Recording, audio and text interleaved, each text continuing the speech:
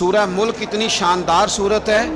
کہ نبی پاک صلی اللہ علیہ وسلم نے فرمایا یہ قیامت کے دن اللہ کی بارگاہ میں ناز سے جھگڑا کرے گی اور کہے گی اے اللہ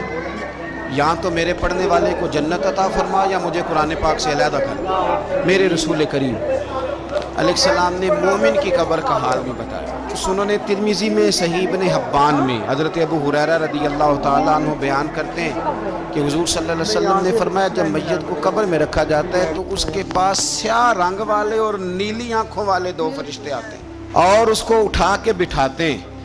باقی حدیثوں میں 3 ہی سوال ہیں، والے لے لو یہ لیکن اس حدیث میں حضور نے فرمایا انہوں نے بس میرے بارے میں ہی پوچھنا ہے اٹھا کے، بس میرے بارے میں صرف یہ پوچھنا بتا مدینے والے محبوب کے بارے میں دنیا میں کیا کہا کرتا تھا۔ تو اعلیٰ حضرت بریلوی تو کہتے ہیں میں نے تو کہہ دینا ہے سرور میں تو کہوں کہ کہہ مالک پہن لو مولا یہ والا کہوں ویسکٹ، یہ گرین میں باغ خلیل کا گل زیبا کہوں تجھے